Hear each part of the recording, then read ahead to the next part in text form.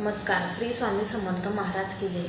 श्री स्वामी समर्थ महाराजांच्या सेवा केंद्रामध्ये दिंडोरी प्रणित सेवा मार्ग जो आहे हा तो सर्वसमावेशक आहे. म्हणजे काय, सर्वांना सामावून घेणारा.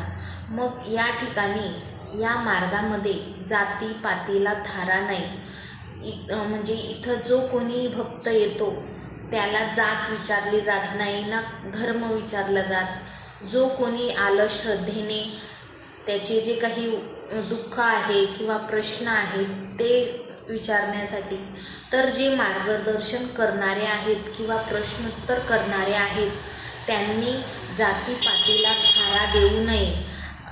कारण जो सेवेकरी आहे तो कोण आहे? स्वामींचा सेवेकरी आहे.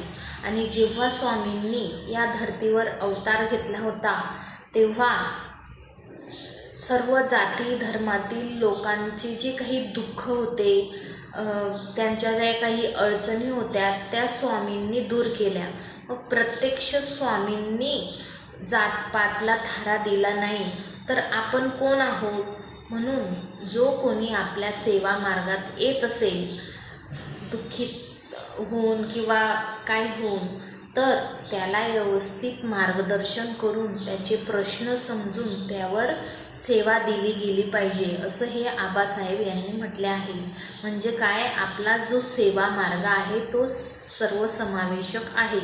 मग कोणत्याही सेवेकऱ्यांवर टीका करू नये की तू असाच का तसाच का, तुला हेच करायला पाहिजे, असे जे काही टीका आहेत त्या करू नये. आणि कोणाची निंदासुद्धा करू नये. म्हणजे हा आपला धर्म चांगला, हा म्हणजे यांच्या धर्मात असं होतं, यांच्या जातीत तसं होतं, असं काहीही न बोलता कोणाचेही म्हणजे कौतुकसुद्धा करू नये आणि निंदासुद्धा करू नये. मग हे बघितलं आपण आपल्या सेवा मार्गाचं सर्वसमावेशक. मग जे शेतकरी आहेत त्या शेतकऱ्यांची जी काही आत्महत्या असते ती होऊ नये म्हणून काय करावे, असं सुद्धा आपण सेवा मार्गामध्ये जेव्हा एक दिवस ठरवला जातो त्या मार्गदर्शनामध्ये मार्गदर्शनकर्त्याने सांगितले पाहिजे. सेवा मार्गाचा जो काही कृषी विभाग आहे ते प्रयत्नशील असायला हवे. कृषी प्रतिनिधींनी शेतकऱ्यांशी सुसंवाद साधला पाहिजे आणि त्यांचे जे काही सुख दुःख आहे, आर्थिक अडचणी आहेत ते जाणून त्यांना ते जे कृषी विभाग आहे त्यांनी गरजेचं आहे.